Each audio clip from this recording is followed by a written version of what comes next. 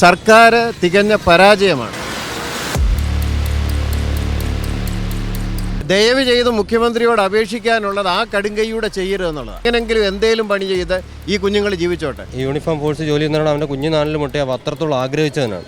അവൻ പറയണമെന്ന് വെച്ചാൽ അവൻ ഇവിടെ കിടന്ന് മരിച്ചാലും ഈ ജോലി അവന് കിട്ടണമെന്നാണ് പറയണത്. ഭരണ പ്രതിപക്ഷങ്ങൾ അവരുടെ സങ്കുചിത നിലപാടുകൾ മാറ്റിവെച്ച് ജനങ്ങളുടെ, കുഞ്ഞുങ്ങളുടെ, യുവജനങ്ങളുടെ പ്രശ്നങ്ങൾ പരിഹരിക്കുവാനായിട്ട് അവിടെ ഇറങ്ങിത്തിരിക്കണം. അല്ലെങ്കിൽ വലിയ ദൂരവ്യാപകമായ പ്രത്യാഘാതം വരും ദിവസങ്ങളിലുണ്ടാകും. പ്രത്യേകിച്ച് കേരള പോലീസിൽ ഇത്രയും ഒഴിവുകൾ നിലനിൽക്കെ ഈ റാങ്ക് ഹോൾഡേഴ്സിലുള്ള ഉദ്യോഗാർത്ഥികളെ നിയമിക്കാതിരിക്കുന്നത് അവരോടുള്ള ഒരു വെല്ലുവിളിയാണ്. ഒരു കാരണവശാലും ഞങ്ങളുടെ വീട്ടിൽ വോട്ട് ചോദിക്കുന്നതിനോ അല്ലെങ്കിൽ ഇതിനുമായിട്ട് ബന്ധപ്പെട്ടുള്ള ഒരു പണപ്പിരിവിനോ ഒരു സ്ലിപ്പ് തരാനോ ഞങ്ങളുടെ പടിക്കകത്ത് കയറരുത്.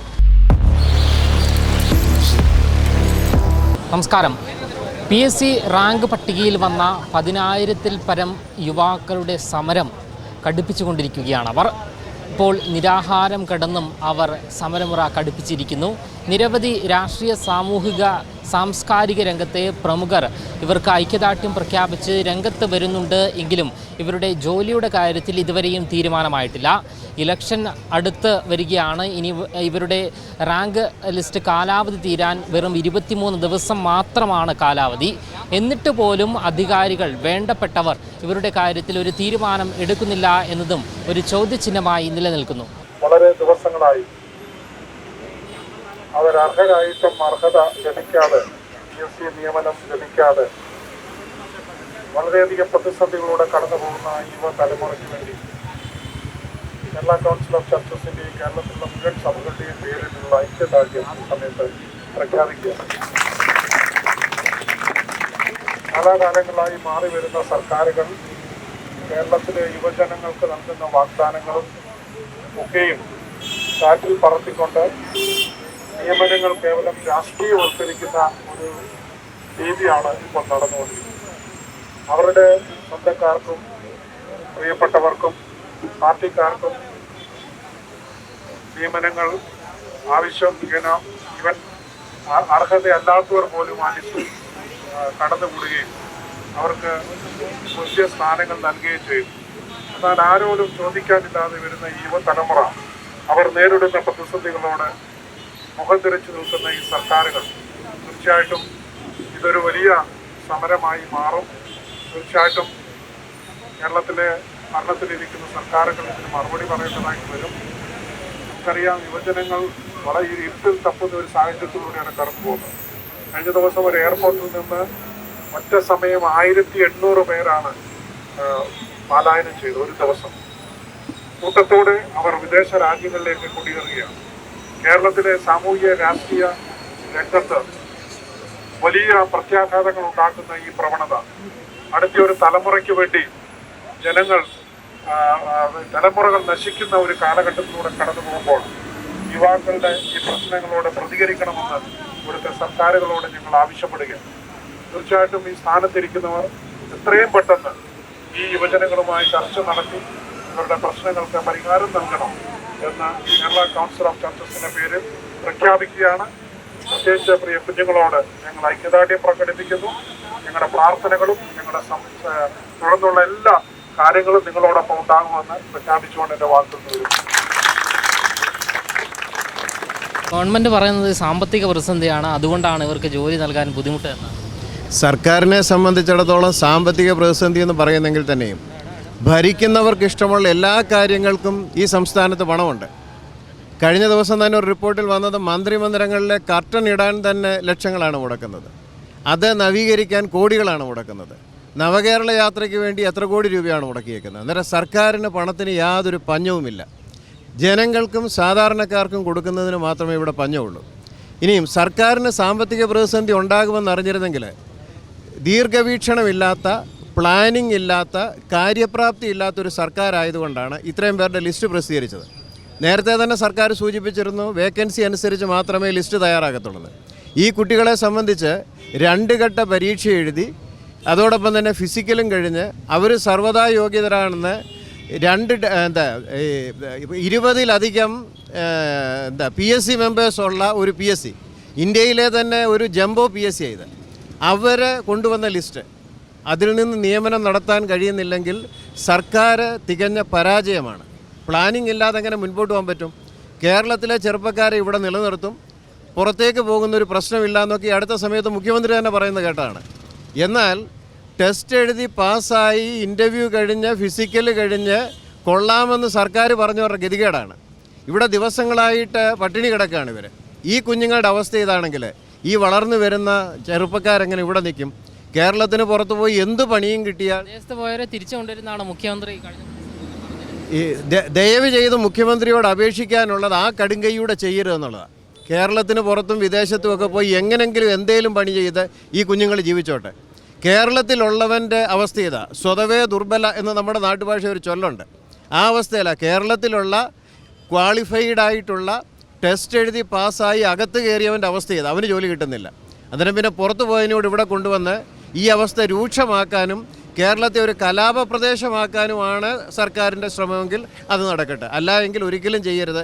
പോകുന്നവർ അവിടെയും പോയി രക്ഷപ്പെടട്ടെന്നാണ് ചിന്തിക്കേണ്ടത്. അച്ഛോ, ഈ കേരളത്തെ സംരക്ഷിക്കേണ്ട ഇത് പോലീസാണ്. അപ്പോൾ ഈ അവരുടെ പോലീസ് മേഖലയിൽ ആൾക്കാർ കുറവാണ്, എണ്ണം കുറവാണെന്ന് മുഖ്യമന്ത്രിയും DGPയും ഉൾപ്പെടെ പറഞ്ഞിരുന്നു. എന്നിട്ടും ഇവരെ നിയമിക്കാത്തൊരവസ്ഥയാണ്. അതാണ് നമ്മുടെ ഡോക്ടർ പ്രകാശ് പി തോമസ് പറഞ്ഞതുപോലെ, ഇവരുടെ ആക്ച്വലി ഗവൺമെൻറ് ഇവർക്ക് കൊടുത്ത വാഗ്ദാനവും അതനുസരിച്ച് ഇവർ യോഗ്യരെന്ന് കണ്ട് PSC ലിസ്റ്റിൽ വരികയും എല്ലാ കടമ്പകളും കടന്ന് വേറെ ഒരു പ്രതീക്ഷകളും ഇനി അവർക്ക് മുന്നിലില്ല. കാരണം വേറൊരു ജോലിക്ക് അവർക്ക് പോകാതെ വർഷങ്ങളായി കാത്തിരിക്കുകയാണ്. ഇനിയും അവർക്കിത് നിഷേധിക്കുന്നുവെങ്കിൽ അവരുടെ ജീവിതം മുന്നോട്ട് പോകുവാൻ യാതൊരു സാഹചര്യവുമില്ല. കാരണം അല്ലെങ്കിൽ ഗവൺമെൻറ് കാര്യക്ഷമമായിട്ട് നിയമനം അതിനനുസരിച്ച് മാത്രം കേന്ദ്ര ഗവൺമെൻറ് ചെയ്യുന്ന പോലെ വേക്കൻസികൾക്ക് മാത്രം ഉള്ള നോട്ടിഫിക്കേഷൻ കൊടുക്കുക. ഇത് വേക്കൻസി അനുസരിച്ച് നോട്ടിഫിക്കേഷൻ കൊടുത്ത് മോഹന വാഗ്ദാനങ്ങൾ നൽകി. അതാണ് എനിക്കറിയാൻ സാധിച്ച 20-30% ഇടയിലുള്ളവർ മാത്രമേ ഉള്ളൂ. ബാക്കിയുള്ളവർ നിൽക്കുകയാണ്. അവരും ഇത് പ്രതീക്ഷിച്ചാണ് നിൽക്കുന്നത്. ചിലരുടെയൊക്കെ ഏജ് ഓൾറെഡി ഓവറായി. ഇനി അവർക്ക് യാതൊരു പ്രതീക്ഷയുമില്ല. കുഞ്ഞുങ്ങൾ ഇനിയൊരു കടന്ന കൈ ചെയ്താൽ അതിൻ്റെ ദുഃഖം നമ്മുടെ തലമുറകൾ പേറേണ്ടതായിട്ട് വരും. അതുകൊണ്ട് സർക്കാർ എത്രയും പെട്ടെന്ന് ഈ വിഷയം ഇവരുമായി സംസാരിച്ച് ഈ പ്രശ്നങ്ങൾക്ക് പരിഹാരം തരണം. ഇന്ന് ഞാൻ 1-2 മിനിസ്റ്റേഴ്സുമായിട്ട് സംസാരിച്ചു. അവർ പറയുന്നത് അവരുമായിട്ട് സംസാരിക്കാമെന്നാണ്. ഇതുവരെ ഇവരുമായിട്ട് സംസാരിക്കാനോ ഒന്നും അവർ തയ്യാറാവുന്നില്ല. യുവജന സംഘടനകളെ വരെ ഇവർ സമീപിച്ചുവെങ്കിലും, അതായത് ഭരണ പാർട്ടിയുടെ യുവജന സംഘടനകളുമായി ഇവർ സംസാരിച്ചുവെങ്കിലും ഇവരുമായിട്ട് യാതൊരുവിധ കോംപ്രമൈസിനും തയ്യാറാകാത്ത രീതിയാണ് എന്നാണ് എനിക്ക് മനസ്സിലാക്കാൻ സാധിച്ചത്. അതാണ് ഇവർ രാഷ്ട്രീയ സ്വാധീനമില്ലാതെ അവർ നിഷ്പക്ഷരായി നിൽക്കുന്നത് കൊണ്ട് ഒരു രാഷ്ട്രീയ പാർട്ടികളുടെയും സംരക്ഷണം അവർക്ക് ലഭിക്കുന്നില്ല. കാരണം ഇവിടുത്തെ യുവജന പ്രസ്ഥാനങ്ങൾ, അതുപോലെ തന്നെ സ്കൂളുകൾ, SFIയും DYFയും KSUവും തുടങ്ങിയ പ്രസ്ഥാനങ്ങൾ പോലും ഇത് ഏറ്റെടുത്ത് ചെയ്യേണ്ട സമരമാണ്. പക്ഷേ അവരൊറ്റപ്പെട്ട നിലയിൽ ഈ തെരുവിലായിരിക്കുമ്പോൾ ഇവിടുത്തെ മുഖ്യധാര രാഷ്ട്രീയ പാർട്ടികളുടെ യുവജന സംഘടനകൾ ഇത് മുഖംതിരിച്ച് നിൽക്കുന്നതും വളരെ നിഷേധാത്മകമാണ്. ഇപ്പോൾ മനസ്സിലാക്കുന്നത് ഇലക്ഷൻ വരുമ്പോൾ നമ്മളെ സമീപിക്കുന്നു, അതിനുശേഷം നമ്മളുടെ പ്രശ്നങ്ങളിൽ നിന്ന് ഇവർ ഒളിച്ചോടുവാനാണ് ശ്രമിക്കുന്നത്. തീർച്ചയായിട്ടും ഇതിനൊരു അടിയന്തര ഇടപെടലുണ്ടാകണം. എല്ലാ മതവിഭാഗങ്ങളിൽപ്പെട്ടവരിവിടെയുണ്ട്, ക്രൈസ്തവർ മാത്രമല്ല. എല്ലാ മതവിഭാഗങ്ങളിൽപ്പെട്ടുള്ള യുവജനങ്ങൾ ഒന്നിച്ചു നിന്നാണ് ഈ സമരം ചെയ്യുന്നത്. അവരുടെ ഇത്രയും വലിയൊരു കോർഡിനേഷൻ ഈ അടുത്തിടയ്ക്കൊന്നും നമ്മൾ കണ്ടിട്ടില്ല. വളരെ നല്ല രീതിയിൽ ചെന്നു. പക്ഷേ ഇതുവരെ ഗവൺമെൻറ് ഈ വിഷയത്തിൽ അവരോട് സംസാരിക്കുവാനുള്ള ഒരു സ്റ്റെപ്പ് എടുത്തിട്ടില്ല എന്നുള്ളത് വളരെ ദുഃഖകരമായ കാര്യമാണ്. മന്ത്രിയെ വിളിച്ചപ്പോൾ ചർച്ചയ്ക്ക് തയ്യാറാണ് എന്നാണ് പറഞ്ഞത്. അവരെ സന്ദർശിച്ച് അവരുമായി ചർച്ചയ്ക്ക് തരികയും മുഖ്യമന്ത്രിയുടെ ശ്രദ്ധയിൽപ്പെടുത്തുമെന്നാണ് സജി ചെറിയാൻ എന്നോട് പറഞ്ഞത്. ഇപ്പോൾ അപ്പം ഞാൻ MLA-മാരെയും കോൺടാക്ട് ചെയ്യുന്നുണ്ട്. പ്രതിപക്ഷ നേതാവിനോട് സംസാരിച്ചു, എന്നോട് തിരിച്ചു വിളിക്കാമെന്ന് പറഞ്ഞിട്ടുണ്ട്.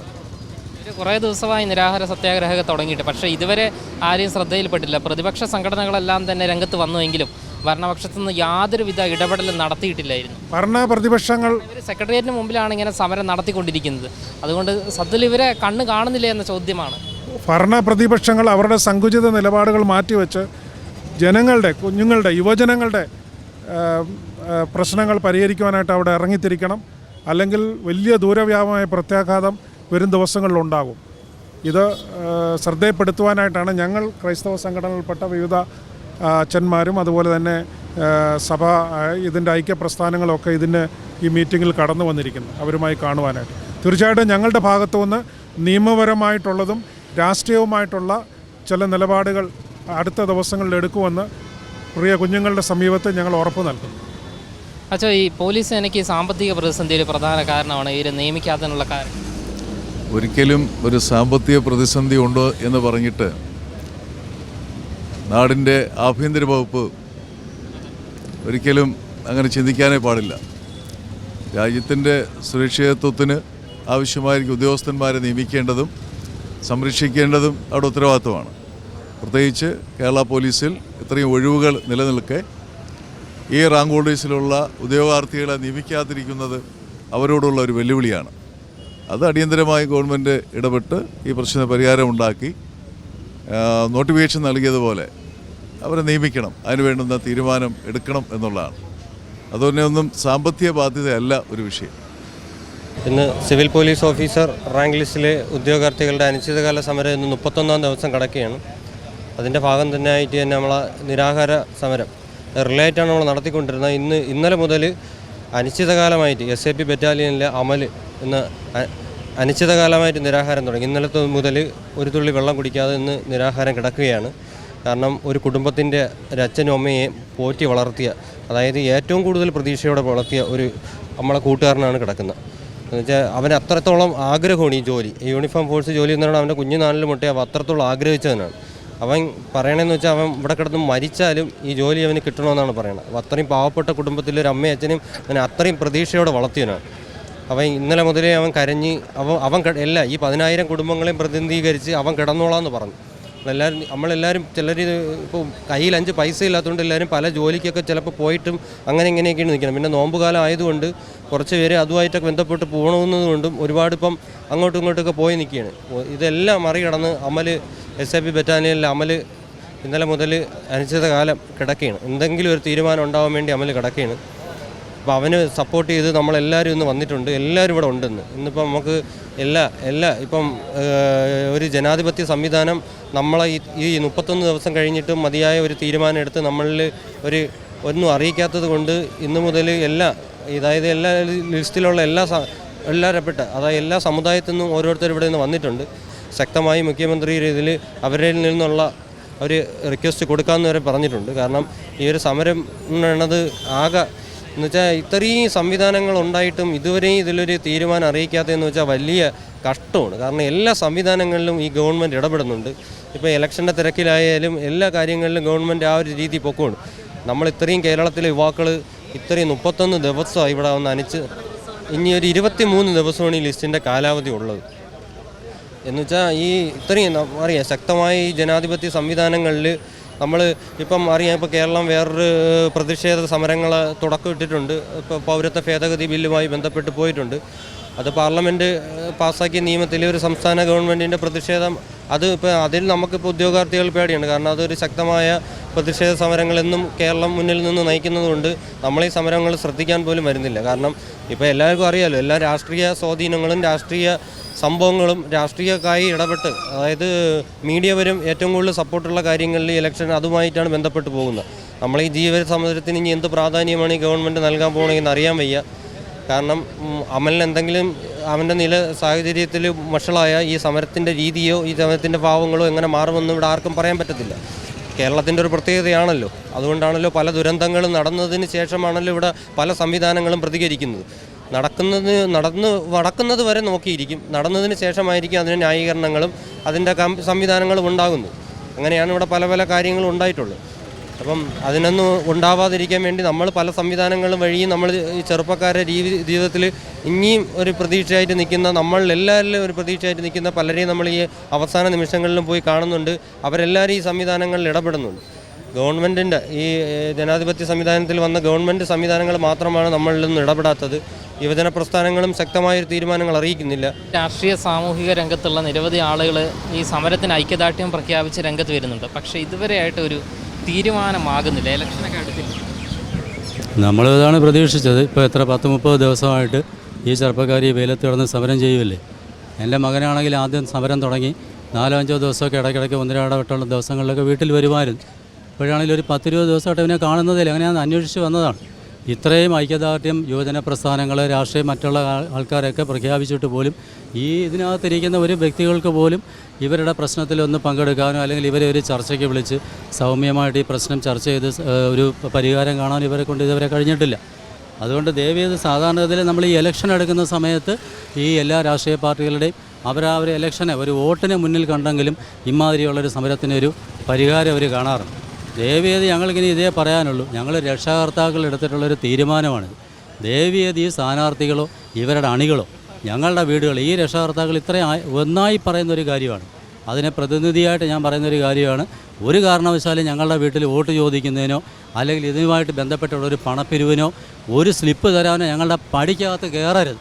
അത് ഞങ്ങൾ വളരെ ശക്തമായിട്ട് എടുത്തിട്ടുള്ളൊരു തീരുമാനമാണ്. അത് ഇത്രയും ദിവസമായിട്ട് ഈ ചെറുപ്പക്കാർ ഇവിടെ ഒരു സമരം ചെയ്തിട്ട് ഭരണപക്ഷത്തുള്ള ഒരു യുവജന പ്രസ്ഥാനം പോലും ഇതുവരെ ഇവരുടെ കാര്യത്തിൽ ഇടപെടാനോ ഒന്നും ഇതുവരെ ഒരാൾക്ക് പോലും സംസാരിച്ചിട്ടില്ലല്ലോ.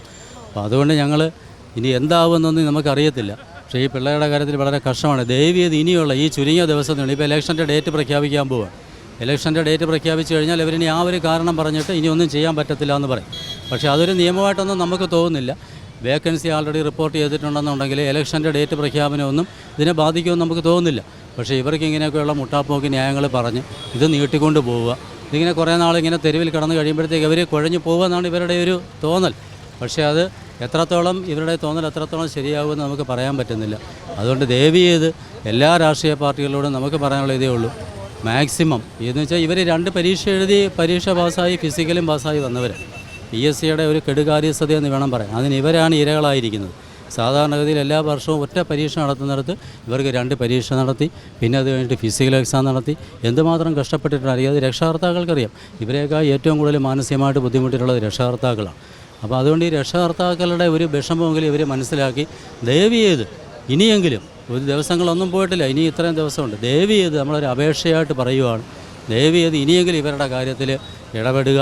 എന്നിട്ട് ഇവർക്ക് പരമാവധി ആൾക്കാർക്ക് നിയമനം കൊടുക്കാനുള്ളൊരു തീരുമാനത്തിലേക്ക് സർക്കാർ വരണമെന്ന് മാത്രമേ നമുക്ക് ഇതിനകത്ത് പറയാനുള്ളൂ.